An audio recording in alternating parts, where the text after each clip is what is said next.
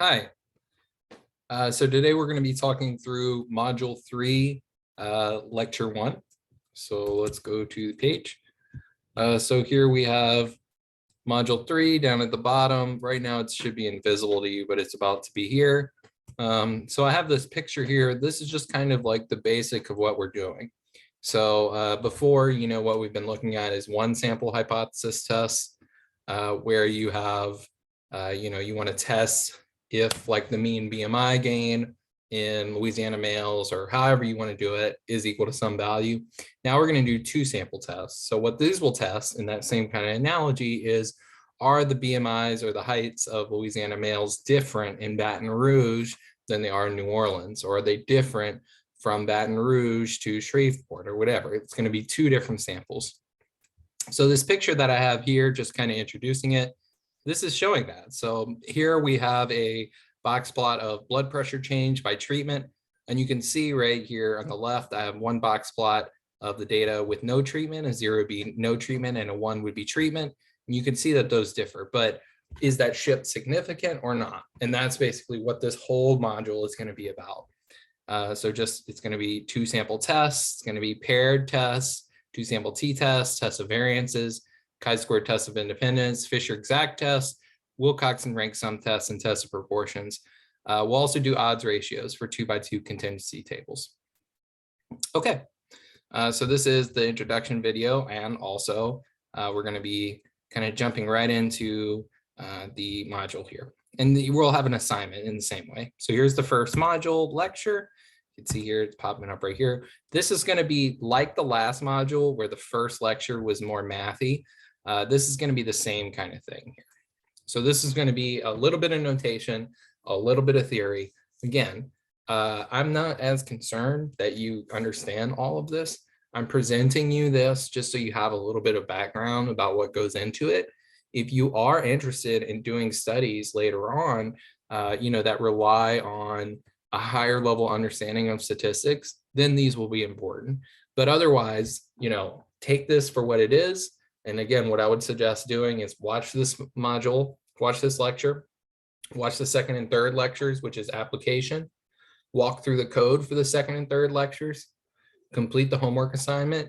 And then I recommend you come back to this module again, just to get kind of that theoretical underpinning at the end.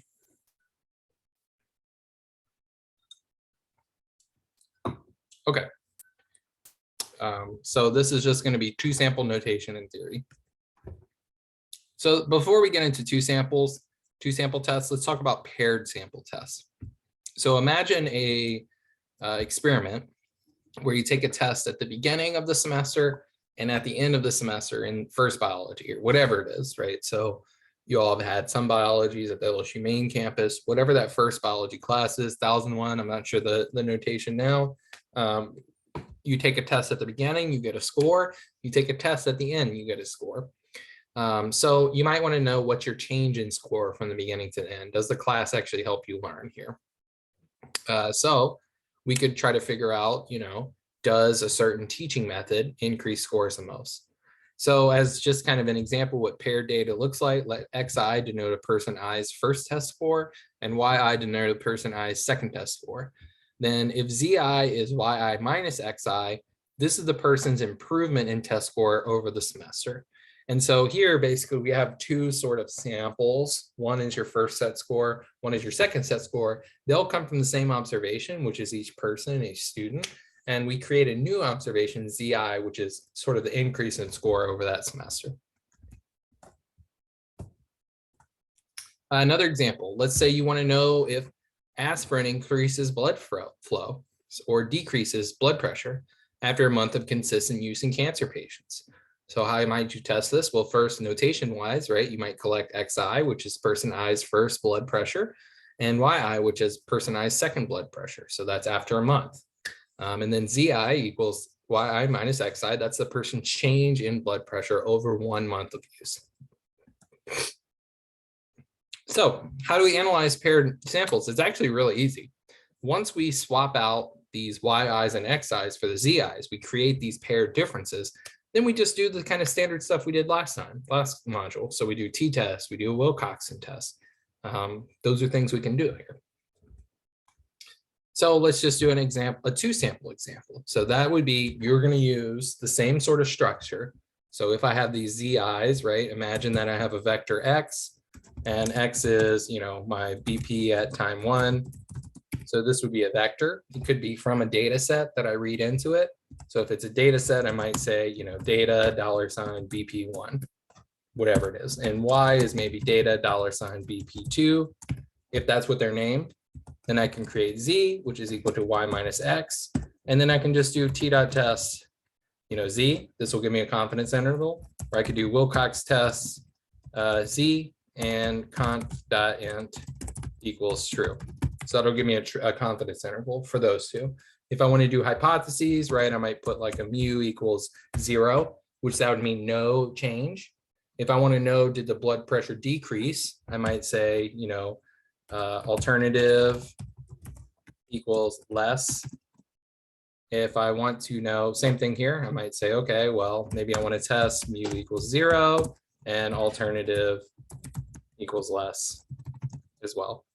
So this is code how I would use if I have data, right, that has columns BP1 and BP2, indicating, right, that my data frame, looks something like this. I've got BP1 and BP2, and then I have measurements. I don't know what blood pressure, maybe this is 110, 120, whatever, right? Then maybe this is 120, 95, ... This is code that I could use to actually do a paired test. I'm reading in the data. Here, what am I testing? By supposing that the mean is 0 or the median is 0. Here I'm testing, hey, look, does blood pressure actually decrease? I'm using a one-sided less than alternative to do this. So this is kind of code that if you want to do a paired test to see does blood pressure decrease using aspirin, this is how you do it. Okay. Now we're going to kind of get into 2 samples. So 2-sample tests are different than paired sample tests. Paired sample tests come from the same observation. So I get blood pressures from the same person. I get, I get pre-test scores and post-test scores from the same person. There's a famous example looking at dexterity with right and left hand. How far can you throw a ball with your right hand versus the left hand? That's from the same person. Those are all paired measurements. 2-sample tests, they're from different observations, different people is a way to think about it. So consider the blood pressure change example. We might want to know, do cancer patients with blood pressures decrease with aspirin? And so what I could do is I could go in and I could get a bunch of people to enroll in my study and look at their blood pressure change over time. And I could get a second set of patients where I actually give them aspirin over that time period. So I have 2 different sets of patients that I want to compare their blood pressure change over time. So again, the goal here is to compare though actually ZIs, so the paired measurements for each person between the aspirin and the placebo group. So again, these are totally different people that I've selected, and hopefully you randomize people. As a rule of thumb, randomization is the gold standard in scientific research. If you randomize patients between your control group and your treatment group, you are mitigating the chance that you have confounding factors that will influence your results. And you have results that are going to be more generalizable to the whole population. So it's definitely recommended whenever you can do it. So we want to compare these 2 treatment groups. These are 2 different sets of people. Could be 20 people in this group, 30 people in another group. So notation. Let's do some notation here. Let ZI1 denote the blood pressure change of the ith person in treatment arm 1, which is the placebo. And let Z2I indicate the blood pressure change of the ith person in treatment arm 2, which is aspirin here. So we have a whole bunch of measurements, right? We have columns of measurements, and you could have X's and Y's here that are used to construct the Z's. You just construct them yourself in R. And assume that there's N1 patients that were treated in the first arm, which is placebo, and then 2 patients treated in the second arm, which is aspirin here. Then Z1I to Z1N1 is the sample of blood pressure changes in the placebo group, and Z1I to Z1N2 is the sample of changes in the aspirin group. So imagine, let's just look at some data. Hypothetically, 3 patients, cancer patients, take the placebo and they have blood pressure decreases of 3, 5, and 0 respectively. And this could be systolic or diastolic blood pressure, one of the two, right? It's measured as a one blood pressure over the other. Versus we have 5 cancer patients that take aspirin and they have blood pressure decreases of 10, 9, 15, 7, and 20. So notation wise, we can say Z11 is 3. That's the first measurement of the cancer patient with placebo. Z12 is 5. That's the second measurement.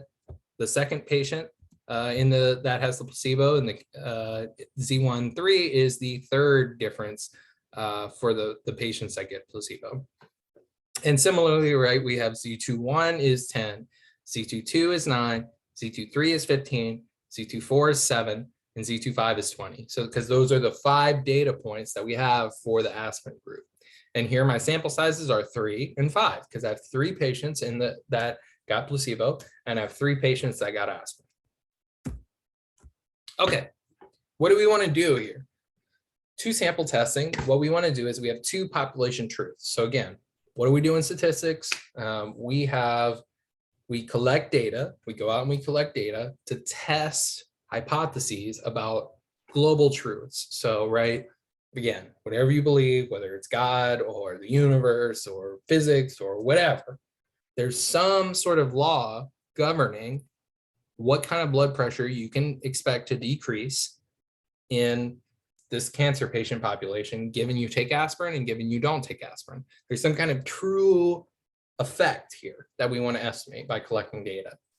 So imagine here, just generally, we want to test equality of 2 population parameters, theta 1 and theta 2. So again, that could be the means, that's t-test. That could be the medians, that's Wilcox test. Okay. So we could test the hypothesis, theta 1 equals theta 2.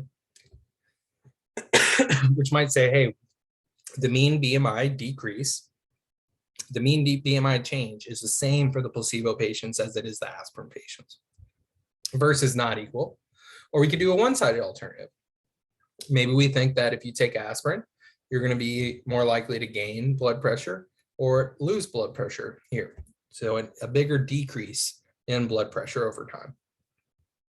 So these are, again, these thetas, these can be means, these can be medians, whatever they are, it doesn't matter. These are just a generic Greek letter here to say that we're testing equality of these 2 population parameters. Okay, another thing you might want to consider is independence. So we need to talk about independence too. So what would independence be? So we had talked about this in the first kind of couple lectures. If I flip a coin and I get a heads, I'm no more likely to get a heads or tails on the second flip if it's a regular coin. In the casino, right, if you play roulette and you get a red, wow, that's great, you won. It does not mean that you're going to be more likely to get a black on the next one or a red again. Those events are totally independent. That means that the occurrence of one event doesn't affect the other event. So to do that, let's talk about the probability of multiple events. And we'll do this talking through kind of the gender, birth gender of a child that you may have. So we're going to assume no intersex, and for just simplicity, you can either have a male child or a female child. Again, they may identify as something later on, but biologically, they're either a male or a female as they come out the womb, okay, before they have sort of, this revelation of who they are. So consider 2 events, A and B. A equals 1 if the first child of the mother is male and 0 otherwise. Okay, so it's a binary thing. A is a variable, just like we've done before, right? We've defined Z as a variable, X as a variable, whatever. A is a variable. A is equal to 1 if the first child of a mother is male and 0 otherwise. B is equal to 1 if the second child of a mother is male and 0 otherwise. Then P, this probability statement here, P of A equals 1 and B equals 1, is the probability that both children are born males. And again, this is assuming I'm not counting intersex here, and I'm not considering gender identity later on. I'm just saying as they come out the birth canal. Okay, so we need to talk about independence, we need to talk about what joint probabilities are. So under this kind of setting that I've set up, a mother can have 4 different outcomes for this joint random variable A and B. right? Because the first kid could be a male or not. The second kid could be a male or not. So they can have a boy and then a girl. They could have a girl and then a boy. They could have a boy and then a boy, and they could have a girl and then a girl. Okay. So looking at these four options, right? Because we know that the probability of having a male or female is equally likely, at least historically, right? Otherwise, we'd have problems. You can see, right, there's three cases where the mother has a boy and 3 cases where the mother has a girl. And we must have, right, that these probabilities all add up to 1. So what is this saying here? Mathematically translated into English, this is saying the probability of having a male first child and second child, plus the probability of having a female first child, male second child, female first child, female second child, male first child, female second child. These all have to add up to 1. Okay, there's no other sort of possibilities under this sequence. And for now, right, we're ignoring intersex. So all options in the real world under the setting happen with probability 0.25. And if you count intersex 2, it's still more or less 0.25, because that's a more rare thing. So we need to talk about marginal and conditional probabilities too, to define what independence means. So P of A equals 1, this would be the probability that a firstborn child is a male. P of B equals 1 would be the probability that a second-born child is a male. These are marginal probabilities. So what do I mean by marginal? I'm saying, look, the first probability the firstborn child is a male, it does not depend on what the second child's gender is. Likewise, P of B equals 1 does not depend on what the first child's gender is. They're called marginal probabilities. They do not care about what else has happened. It's just saying, hey, look, for your first kid, what's the probability of getting a male? For your second kid, what's the probability of getting a male? For your third kid, it doesn't consider sort of the sequence of what has happened.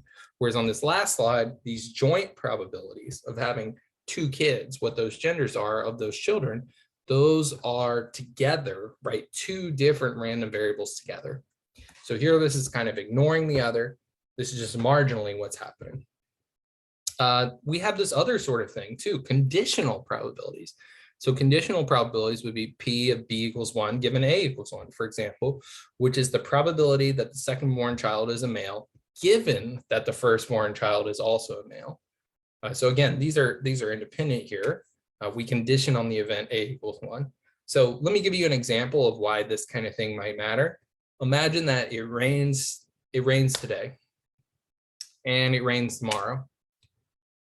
The probability that it rains the next day is probably a little bit higher than if it didn't rain today and tomorrow. The reason I say that is if it rains 2 days in a row, we might be in the rainy season in like March or April. As you know, in New Orleans, Louisiana, it rains a lot in those times. It doesn't rain so much in August. So if it doesn't rain 2 days in a row, maybe there's a chance you're in August. It's just not the rainy season.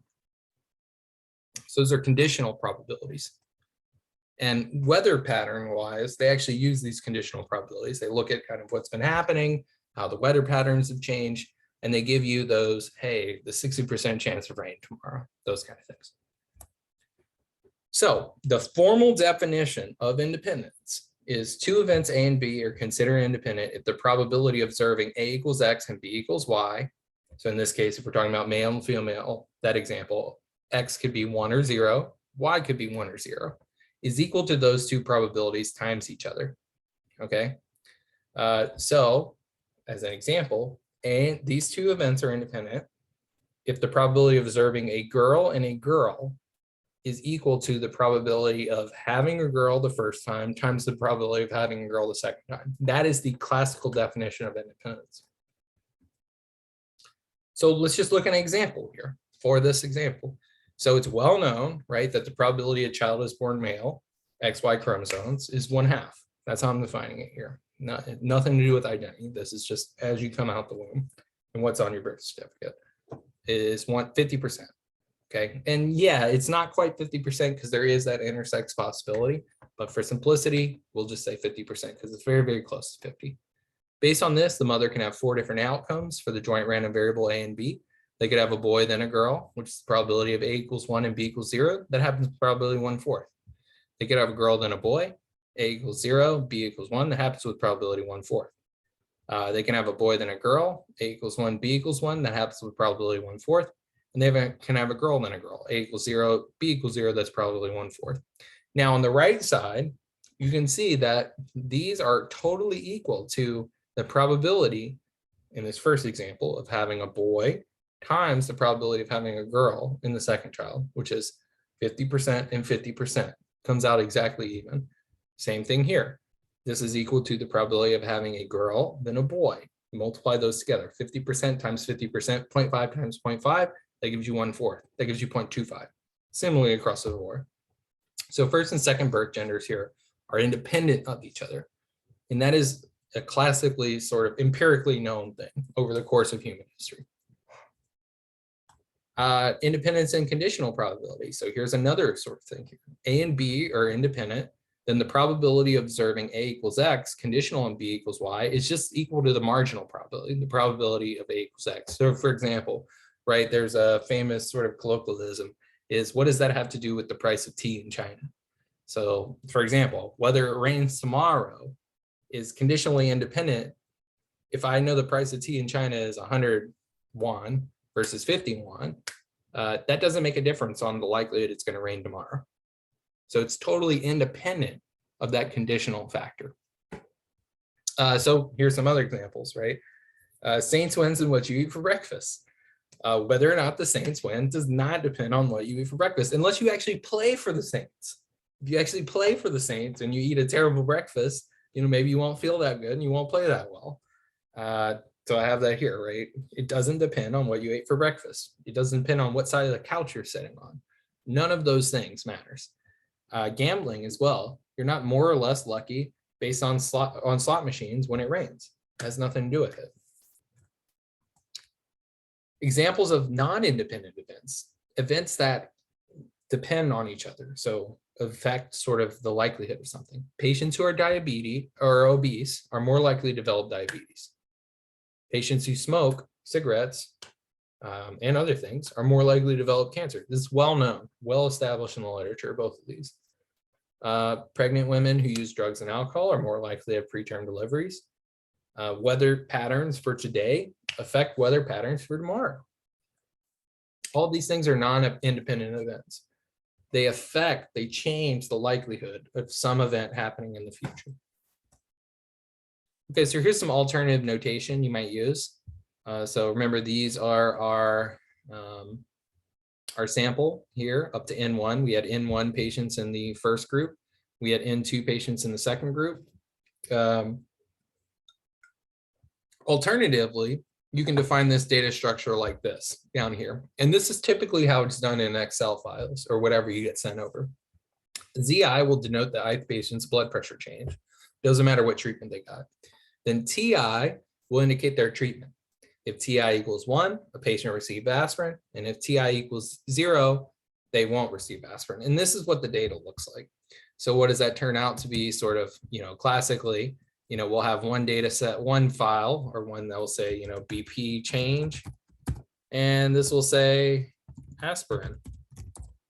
So, BP change could be 2, aspirin here could be 1, BP change would be, 3, aspirin could be 0, BP change could be -1, aspirin here could be 0. So what does this say? This says, hey, the first person in my study, they got aspirin because they had a 1 here. They had a 2, a blood pressure change in 2. Second person, they didn't get aspirin. They had a blood pressure change in 3. A third person also didn't get aspirin, but their blood pressure actually increased. So that's how you read this data. So we can stretch it out like that as well. Okay, so you can test, right, whether Z and T, blood pressure change and treatment, are independent. Okay, if they are independent, then the probability of observing Z equals any value, conditional on T equals 1, is going to be equal to the same probability of observing Z equals any value, conditional on T equals 0. So in this case, this means that the distribution of blood pressure changes does not depend on treatment. So this will be a test, right? We can use t-test for this. We can use Wilcoxon test for this. That's the end of today. What we'll do in the next couple lectures, we'll probe down onto some more continuous examples. We will also talk more about independence, how you test for independence in categorical data.